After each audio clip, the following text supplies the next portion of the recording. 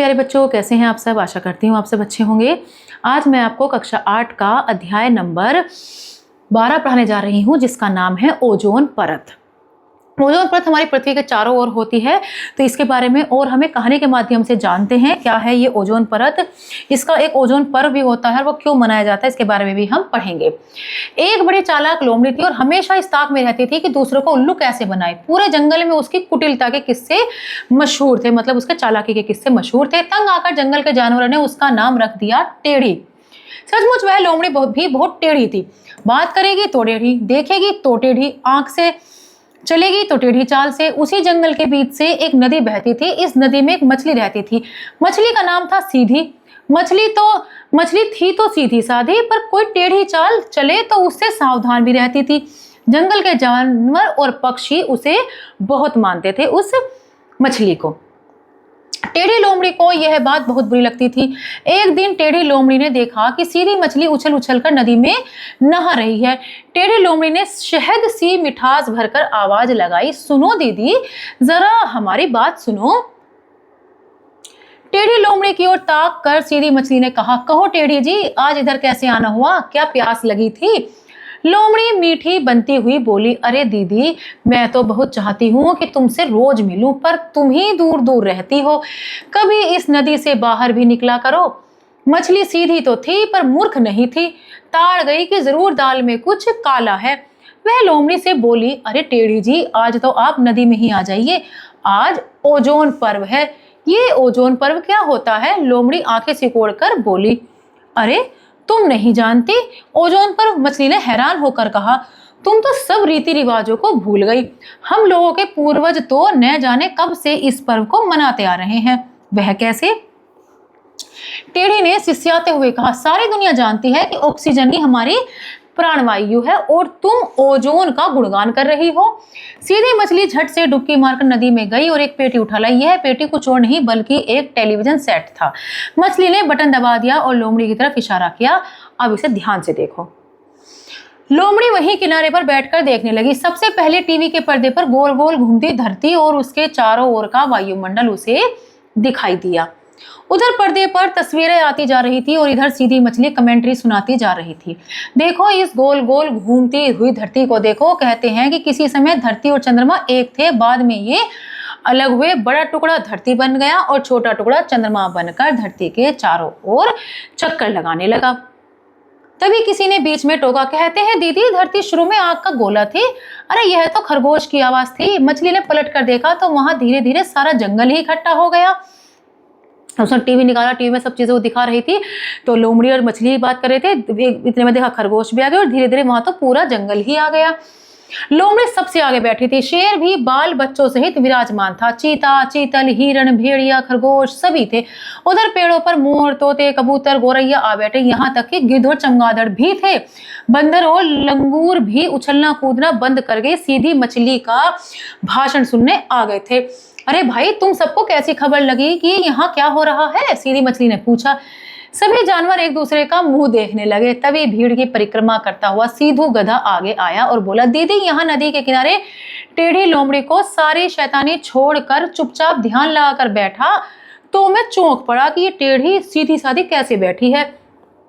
पास आया तो आपकी बातें कानों में पड़ी। मुझे लगा कि हमेशा की तरह आज भी मछली दीदी बड़े ही काम की बातें बता रही हैं। सो मैंने सोचा कि पूरे जंगल को ही खबर क्यों न कर दूं। जोर जोर से रेंग कर मैंने सारे वनवासियों को बुला लिया। सुनो भाइयों, जल्दी आओ, सीधी मछली की विज्ञान वार्ता सुनो। मतलब यानी कि अब वो विज्ञान के बारे में बहुत अच्छी अच्छी बात बताने जा रही है मछली। तो ऐसे करके गधे ने सबको बुला लिया था। सीधी हंसने लगी। उसने आगे बताना शुरू किया। हाँ, धरती शुरू में आग का गोला थी। करोड़ों वर्षों में यह ठंडी हुई। फिर आज से 200 करोड़ साल पहले धरती के वायुमंडल में ऑक्सीजन गैस आई। इसके आने के साथ ही समुद्र में एक कोशिका वाले पौधे और प्राणी पैदा हुए।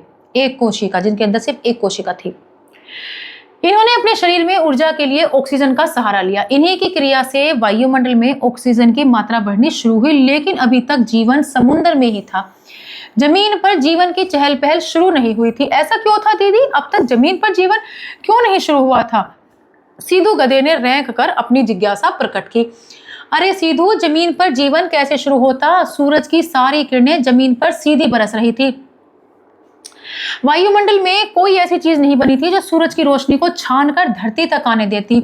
मतलब यह है कि ओजोन की छतरी तब तक नहीं बनी थी। पृथ्वी के चारों ओर जो वो होती है, ओजोन की लेयर होती है, उसकी बात कर रहे हैं कि जब तक ओजोन लेयर नहीं बनी थी, इसलिए धरती पर अभी तक कोई जीव नहीं जीवन शुरू करा किसी ने भी।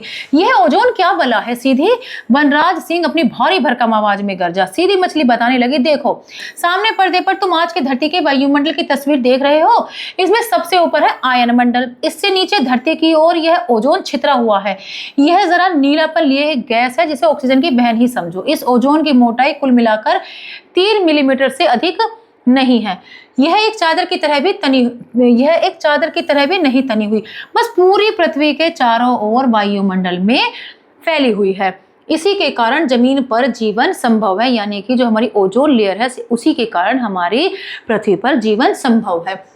वह कैसे दीदी? टेढ़ी लोमड़ी से चुप नहीं रहा गया। लोमड़ी बहन, सीधी मछली ने जवाब दिया, ओजोन गैस की यह विशेषता है कि यह अपने भीतर सूरज की रोशनी के साथ आने वाली कुछ हानिकारक किरणों को सोख लेती है।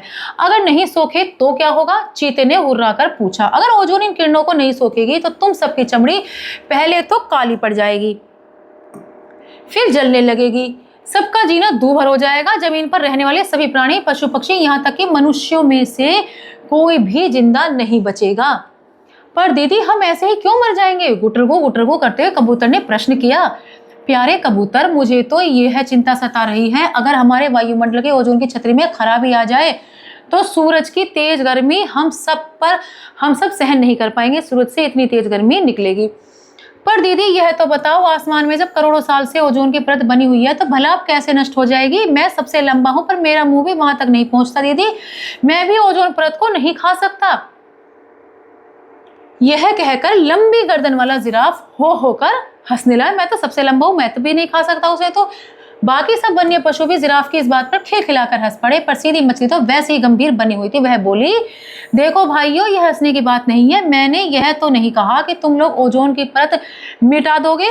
खतरा तो आदमी से है। तभी तेज आवाज करता हुआ एक हवाई जहाज ऊपर से गुजरा।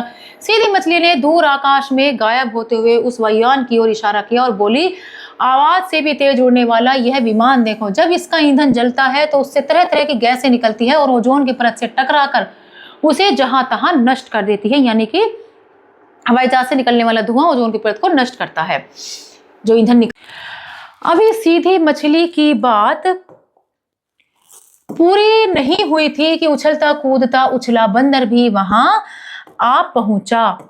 आते ही उसने अपने हाथ में पकड़ी हुई एक बोतल से सबके ऊपर खुशबू का छिड़काव शुरू कर दिया। जैसे ही वो बोतल की डांट को दबाता तो उसमें लगी पिचकारी से खुशबू भरी गैस निकलती और सारी हवा में बड़ी सुहावनी सुगंध भर देती। सीधी मछली ने उसे जोर से डांटा, बंद करो यह शैतानी, तुम नहीं जानते कि तुम क्या कर रहे हो। यह खुशबू की जो बोतल है इसमें कोई साधारण इत्र नहीं है, यह नया रासायनिक इत्र है। इसे एरोसोल कहते हैं, यानी कि इसके अंदर एक ऐसा केमिकल है जिसे एरोसोल कहते हैं।